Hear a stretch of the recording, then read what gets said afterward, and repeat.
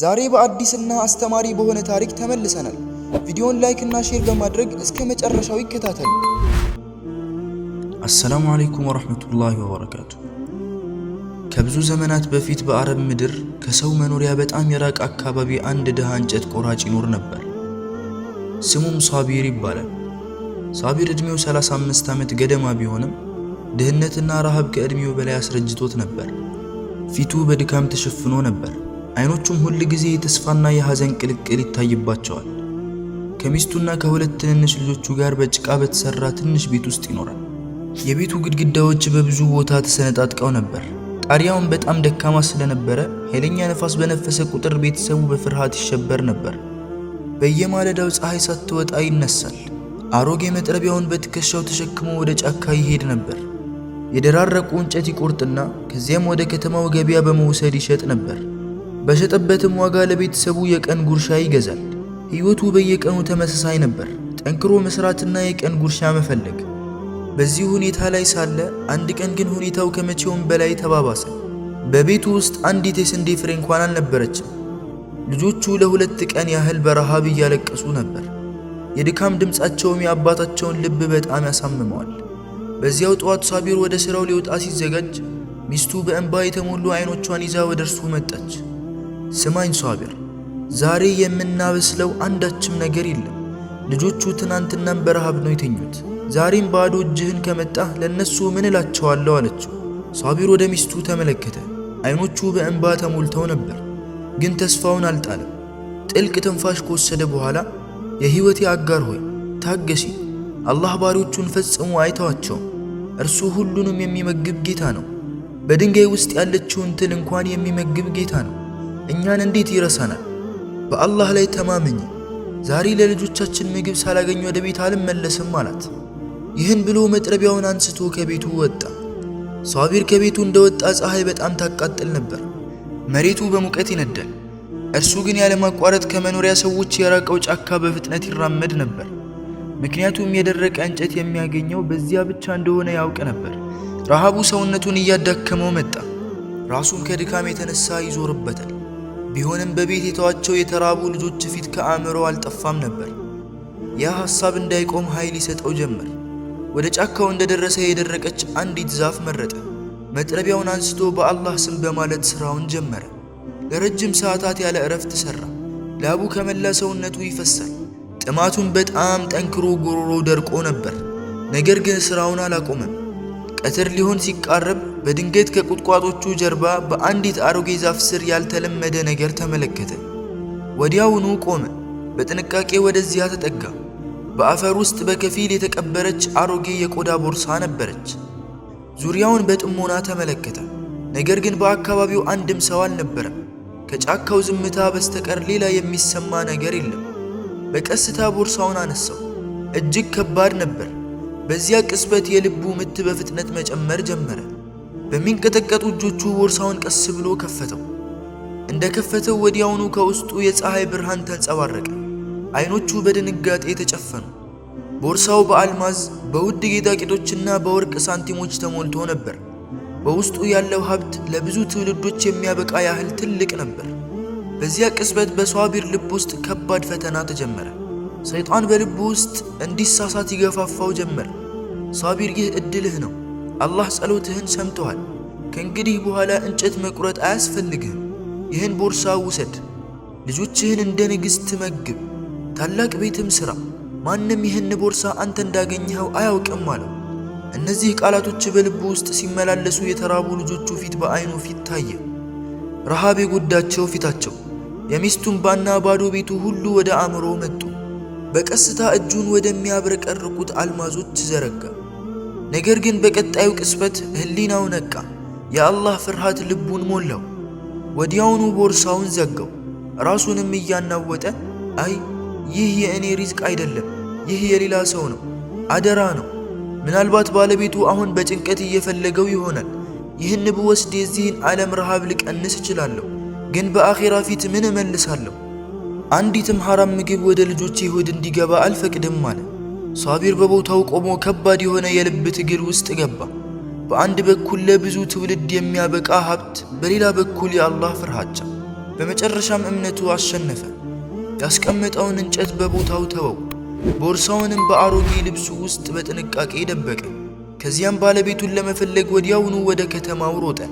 ይህ ቦርሳ ሕይወቱን ወደ መልካም እንደሚቀይረው ወይም ወደ ታላቅ ፈተና እንደሚያስገባው አያውቅም ነበር። ነገር ግን አንድ ነገር ብቻ እርግጠኛ ነበር። ይህን አደራ በቶሎ ለባለቤቱ መመለስ አለበት። እግሮቹ በሞቃታማው አሸዋ ላይ እየተቃጠሉ በፍጥነት ይሮጣል። አስቸጋሪ መንገዶችን እያቆራረጠ ቦርሳውን በደረቱ ላይ አጥብቆ ይዞ ወደ ከተማው አቀና። ሕሊናው እረፍት የሚያገኘው የአደራውን ባለቤት ካገኘ በኋላ ብቻ መሆኑን አውቆ ነበር። ከብዙ ድካምና ረጅም ጉዞ በኋላ ሳቢር ወደ ከተማው ገባ። ሰውነቱ በላብ ተጥለቅልቆ ነበር። ልብሱም በአቧራ ተሸፍኗል። የከተማው ገበያ በሰዎች ተሞልቶ ነበር። ነጋዴዎች ሸቀጣ ሸቀጣቸውን በከፍተኛ ድምፅ ያስተዋውቃሉ። ገዢዎች ደግሞ በየአቅጣጫው ይመላለሱ ነበር። በጫካው ጸጥታ የለመደው ሳቢር በዚህ ጫጫታ መካከል ትንሽ ተጨነቀ። በድንገት ከገበያው መሃል ከፍተኛ ድምፅ ሰማ። አንድ አዋጅ ነጋሪ በመድረክ ላይ ቆሞ ከበሮ እየደበደበ እንዲህ እያለ ይጮህ ነበር። አዋጅ ስሙ! በጫካው መንገድ በአልማዝ የተሞላ የቆዳ ቦርሳ የጠፋበት የታወቀው ሀብታም ነጋዴ ጃቢር ነው። ቦርሳውን የሚያገኝና ለባለቤቱ የሚመልስ ሰው 100 የወርቅ ዲናር ሽልማት ያገኛል ሲል ሰማ። ይህን እንደሰማ ሳቢር በጣም ተደሰተ። አይኖቹን ወደ ሰማይ አነሳና በልቡ ጌታዬ፣ ምስጋና ላንተ ይሁን። የአደራውን ባለቤት አገኘሁት። እኔ ሽልማት አልፈልግም። ይህን አደራ ከትከሻዬ ላይ ማውረድ ብቻ እፈልጋለሁ አለ። ከዚያም የጃቢርን ቤት የሚያውቁ ሰዎች ጠየቀ። በተነገረው መንገድ ተከትሎ በመጨረሻም ወደ ጃቢር ታላቅ ቤት ደረሰ። የጃቢር ቤት በከተማው ውስጥ እጅግ የተዋበና የሚያስደንቅ ነበር። በሩ እንደ ቤተ መንግሥት በር ትልቅ ነበር። በሁለት ጎኑም ታጣቂ ዘበኞች ቆመው ይጠብቃሉ። ሳቢር ልብሱ ቢቀደድም በድፍረት ወደ ዘበኞቹ ቀረበ። የጠፋውን ቦርሳ አግኝቻለሁ፣ ለጌታችሁ ልመልሰው መጥቻለሁ አለ። መጀመሪያ ዘበኞቹ በተቀደደ ልብሱ ምክንያት በንቀት ተመለከቱት። ነገር ግን የያዘውን የቆዳ ቦርሳ እንዳዩ ወዲያውኑ ወደ ውስጥ አስገቡት። ሳቢር ወደ ቤተ መንግሥቱ ሲገባ በአይኑ ያየው ነገር አስደነቀው። ወለሉ በውድ ምንጣፎች ተሸፍኖ ነበር። ጣሪያው በውብ መብራቶች ያጌጡ ነበር። ግድግዳዎቹም በወርቅ ጌጦች ተሸልመው ነበር። በአዳራሹ መሃል በታላቅ መቀመጫ ላይ አንድ አረጋዊ ሰው በኩራት ተቀምጧል። እርሱም ሀብታሙ ነጋዴ ጃቢር ነበር። ውድ ልብስ ለብሶ ነበር። ረጅም ነጭ ጺሙ የክብሩን ምልክት ያሳያል። ሳቢር በአክብሮት ሰላምታ ሰጠው። ከዚያም ቦርሳውን ከፊቱ አስቀምጦ ጌታዬ፣ እኔ ድሃ እንጨት ቆራጭ ነኝ። ይህን ቦርሳ በጫካ ውስጥ እንጨት ስቆርጥ አገኘሁት። በከተማ የተነገረውን አዋጅ ከሰማው በኋላ የእርሶ መሆኑን ተረዳው። ስለዚህ ይህንን አደራ ልመልስ መጥቻለሁ ብሎ ቦርሳውን በአክብሮት አቀረበ። ጃቢር ቦርሳውን ከሳቢር እጅ በፍጥነት ወሰደው። ከዚያም በጉጉት ከፈተውና ውስጡ ያሉትን ጌጣጌጦች በጠረጴዛው ላይ አፈሰሰ። የአልማዞቹ ብርሃን አዳራሹን ሞላው። ጃቢር በአይኑ የሚያየውን ሀብት እያየ በጣቶቹ መቁጠር ጀመረ። በዚያ ጊዜ በልቡ ውስጥ የስስት ስሜት ተነሳ። ይህ ሰው ድሃና ቀላል ሰው ይመስላል። 100 የወርቅ ዲናር ብሰጠው በዚህ ብዙ ሀብት አጣለሁ፣ ለምን አላታልለውም ብሎ አሰበ። አልማዞቹን ከቆጠረ በኋላ ፊቱ በድንገት ተለወጠ። በቁጣ ተነሳና ወደ ሳቢር ጮኸ። አንተ አታላይ፣ እኔን ሞኝ አድርገህ እያሰብከኝ ነው አለው። ሳቢር በድንጋጤ ተመለከተው። ጃቢርም ቀጠለ፣ ይህ ቦርሳ 10 ውድ ድንጋዮች ነበሩበት። አሁን ግን 8 ብቻ አሉበት። 2ቱን ውድ ድንጋዮች ሰርቀሃል። ከዚያም በታማኝነት ሽልማቱን ልትወስድ መጣህ አለው። ሳቢር እጅጉን ደነገጠ። ልቡ ተሰበረ። አይ ጌታዬ፣ በአላህ እምላለሁ በቦርሳ ውስጥ ያለውን አልነካሁም። እንዳገኘሁት ነው ያመጣሁት። ድሃ ነኝ ግን ሌባ አይደለሁም ብሎ ለመግለጽ ሞከረ። ነገር ግን ጃቢር ሊያዳምጠው አልፈለገም። ወደ ወታደሮቹ ዞር ብሎ ይህን አታላይ ያዙት፣ ሰርቆኛል፣ ወደ ዳኛ ማምጣት አያስፈልግም፣ 2ቱን አልማዞች እስኪመልስ ድረስ እስር ቤት ያስገቡት አላቸው። ሳቢር ንጽህናውን እያረጋገጠ ጮኸ። ነገር ግን ወታደሮቹ በኃይል ያዙት። ጃቢር ደግሞ በሰራው ተንኮል በውስጡ ደስተኛ ነበር። ሳቢር ወደ ጨለማ እስር ቤት ተወሰደ። አይኖቹ በእንባ ተሞልተው ነበር። ግን አንድ ነገር ብቻ ይደጋግማል፣ አላህ ሁሉንም ያያል፣ አላህ ሁሉንም ያያል። የእስር ቤቱ ጨለማ ቢከብደውም በልቡ ውስጥ ያለው እምነት አልጠፋም። በዚያ ጨለማ እስር ቤት ውስጥ ሳቢር ብቻውን ተቀምጦ ነበር። ቦታው በጣም ጨለማ ነበር። የፀሐዩ ብርሃን በትንሽ ቀዳዳ ብቻ ይገባል። መሬቱ እርጥብ ነበር። በዙሪያው ትንንሽ ነፍሳቶች ይንቀሳቀሳሉ። እንደዚህ ያለ ቦታ ሰውን ተስፋ እንዲቆርጥ ሊያደርገው ይችላል። ነገር ግን ሷቢር አልጮህም፣ አልተሳደበም። በጸጥታ በአንድ ጥግ ተቀምጦ አላህን ማስታወስ ጀመረ። በእስር ቤቱ ውስጥ ሌሎች እስረኞች ነበሩ። አንዳንዶቹ ከረሃብና ከጥማት የተነሳ ያለቅሱ ነበር። እነሱ ግን የሷቢርን ያልተለመደ ጸጥታና መረጋጋት ሲያዩ ተደነቁ። አንዱ እስረኛ ወደ እርሱ ቀርቦ ወንድሜ፣ ወንጀልህ ምንድን ነው? እንዴት እዚህ ተቀምጠህ እንደዚህ ተረጋግተሃል? እዚህ ልትሞት አትፈራም ብሎ ጠየቀው። ሷቢር ፈገግ አለ። ከዚያም ወደ ሰማይ እየተመለከተ ወንጀሌ ይህ ነው፣ ድሃ መሆኔና የአንድ ሀብታም ሰው አደራ መመለሴ ነው አለው። እኔ ግን አልፈራም። በጫካ ውስጥ አልማዙን የሰጠኝ ጌታ በዚህ ጨለማ እስር ቤትም ሊጠብቀኝ ይችላል። ይህም ከአላህ የመጣ ፈተና ነው። አማኝ ሰው ፈተናን አይፈራም፣ ይታገሳል አለው። የሷቢር ንግግር እስረኞቹን አስደነቀ። የአንዳንዶቹ አይኖች በእንባ ተሞሉ። እንዲሁም ጨካኙ የእስር ቤት ጠባቂ እንኳን የሷቢርን እምነትና ስነ ምግባር ሲያይ በልቡ ተነካ። ነገር ግን ከዚህ ውጪ ዕጣ ፋንታ ሌላ ነገር እያዘጋጀ ነበር። በዚያን ጊዜ በከተማው ቤተ መንግሥት ውስጥ አንድ ነገር እየተፈጠረ ነበር። ንጉሡ የሷቢርን ጉዳይ ሰምቶ ነበር። አንድ ድሃ እንጨት ቆራጭ በአንድ ሀብታም ነጋዴ ላይ ስርቆት ፈጽሞ መታሰሩ ወሬው እስከ ቤተ መንግሥት ድረስ ደርሶ ነበር። ንጉሡ ግን ይህንን ጉዳይ በቀላሉ ማለፍ አልፈለገም። ምክንያቱም የሰው ፍትህ መጠበቅ ከሁሉም በላይ እንደሆነ ያምን ነበር። ወደ ምክር ቤቱ ሰዎችን ጠራና ይህንን ጉዳይ በጥንቃቄ መመርመር አለብን። አንድ ሰው ድሃ ስለሆነ ብቻ ጥፋተኛ ሊሆን አይችልም። ሀብታም ስለሆነም ብቻ እውነተኛ ሊሆን አይችልም። እውነቱን ማግኘት አለብን አለ። ከዚያም ሷቢር ከእስር ቤት እንዲመጣ አዘዘ። ወታደሮቹ ወደ እስር ቤት ሄደው ሷቢርን ሲያስወጡት እርሱ በጸጥታ ተነሳ። በልቡ ውስጥ ግን አንድ ተስፋ ነበረው። እውነት በአንድ ቀን እንደምትገለጽ ያምን ነበር። ወደ ንጉሡ ፊት ሲቀርብ ንጉሡ በጥሞና ተመለከተው። አንተ የተከሰስከው በምን ምክንያት ነው ብሎ ጠየቀው። ሷቢር በአክብሮት ሰላምታ ሰጠ። ጌታዬ፣ እኔ ድሃ እንጨት ቆራጭ ነኝ። አልማዝ የተሞላበትን ቦርሳ በጫካ አገኘው። የባለቤቱን ስም ስሰማ ወደ እርሱ መልሼ ለመስጠት ሄድኩ። ነገር ግን እሱ እኔን ሌባ አድርጎ ከሰሰኝ አለ። ንጉሡም በጥሞና ሰማው። ከዚያም ወደ ጃቢር ዞር ብሎ አንተ የምትለውን እንስማ አለው። ጃቢር ወደ ንጉሡ ፊት ቀረበ። ፊቱ የተረጋጋ ቢመስልም በልቡ ውስጥ ፍርሃት ነበር። ንጉሡም ይህ ሰው የሚከሰሰው በምን ማስረጃ ነው ብሎ ጠየቀው። ጃቢርም እንዲህ አለ፣ ጌታዬ፣ ይህ ሰው የእኔን ቦርሳ አግኝቶ ወደ እኔ መለሰልኝ። ነገር ግን ቦርሳው ውስጥ ያሉት ውድ ድንጋዮች ቀንሰዋል። ሁለቱን ወስዶ እኔን ለማታለል ሞክሯል አለ። ንጉሡ ሷቢርን ተመለከተ። አንተ ምን ትላለህ ብሎ ጠየቀው። ሷቢር በእርጋታ መለሰ፣ ጌታዬ፣ እኔ ይህንን ቦርሳ እንዳገኘሁት ነው የመለስኩት። ውስጡን እንኳን ለመክፈት ፈርቼ ነበር። ድሃ ነኝ፣ ግን የሌላ ሰው ንብረት መውሰድ አልፈልግም አለው። ንጉሡ ለጥቂት ጊዜ ዝም አለ። ከዚያም አንድ ጥያቄ ጠየቀ። ጃቢር፣ ይህ ቦርሳ ሲጠፋ ውስጡ ስንት የአልማዝ ድንጋዮች ነበሩ? ጃቢር በፍጥነት መለሰ፣ 10 ነበሩ ጌታዬ። ንጉሡ ቀጠለ፣ እንግዲህ አሁን በቦርሳው ውስጥ ስንት አሉ አለ። ጃቢርም 8 ብቻ ናቸው ብሎ መለሰ። ንጉሡም በጥሞና ፈገግ አለ። ከዚያም ባለሙያ ጠርቶ ይህንን ቦርሳ እና ውስጡ ያሉትን ድንጋዮች መርምሩ አለ። ባለሙያው ቦርሳውን በጥንቃቄ መረመረ። ከጥቂት ጊዜ በኋላ ወደ ንጉሡ ተመልሶ ጌታዬ፣ በዚህ ቦርሳ ውስጥ ያሉት ድንጋዮች 8 ናቸው። ነገር ግን የቦርሳው ውስጥ ያለው ቦታ 10 እንዲይዝ እንደተሰራ ይጠቁማል አሉ። ንጉሡ ወደ ጃቢር ተመለከተ። እውነቱ እየተገለጠ ነው፣ ነገር ግን ገና ሙሉ ማስረጃውን እናገኛለን አለ። በዚያ ቅጽበት ሷቢር እውነት እንደ ቀን እንደምትገለጥ በልቡ አመነ። በንጉሡ ፊት የተደረገው ምርመራ ቀጠለ። ሁሉም ሰዎች በጸጥታ እየተመለከቱ ነበር። እውነት መቼ እንደምትጋለጥ ማንም አያውቅም ነበር። ንጉሡ ጃቢርን በጥሞና ተመለከተና ይህን ቦርሳ ከማጣትህ በፊት ስለ ውስጡ ያለውን ሁሉ በትክክል ታውቃለህ ብሎ ጠየቀው። ጃቢርም አዎን ጌታዬ፣ ሁሉንም አውቃለሁ። በውስጡ 10 ውድ ድንጋዮች ነበሩ ብሎ መለሰ። ንጉሡ ከዚያም ወደ ሷቢር ዞር ብሎ አንተ ግን ቦርሳውን ስታገኝ ምን አየህ ብሎ ጠየቀው። ሷቢርም በእርጋታ ጌታዬ፣ እኔ ቦርሳውን እንዳገኘሁት ነው ያመጣሁት። ውስጡን ለመመልከት እንኳን አልፈለግኩም። የእኔ የሆነ ነገር ካልሆነ መንካት አልፈልግም አለ። ይህንን ንግግር ሲሰማ በአዳራሹ ውስጥ ያሉ ሰዎች በመደነቅ ተመለከቱት። ድህነት ቢያስጨንቀውም ልቡ በታማኝነት የተሞላ ነበር።